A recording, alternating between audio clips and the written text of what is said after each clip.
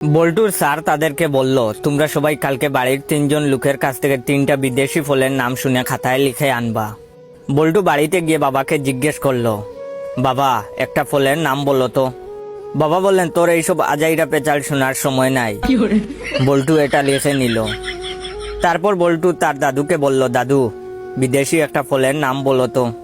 দাদু বললেন, তুই একটা পাগল। বল্টু তাও লিখে নিল।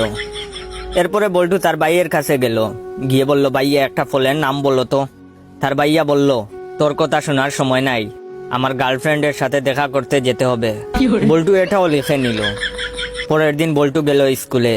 বল্টুর স্যার বলল, বল্টু তুমি বাড়ি থেকে যে 3টা ফলের নাম লিখে আনছো সেগুলো বলো। বল্টু বলল, তোর এইসব আজাইরা পেঁচাল শোনার সময় নাই। স্যার রেগে গিয়ে বললেন, কি তুই আমাকে চিনিস? বল্টু বলল, তুই একটা পাগল। স্যার বললেন, কি? চল তোরে প্রিন্সিপালের কাছে নিয়ে যাব। তখন বল্টু বলল, তোর কথা শোনার সময় নাই, আমার এখন আমার গার্লফ্রেন্ডের সাথে দেখা করতে যেতে হবে।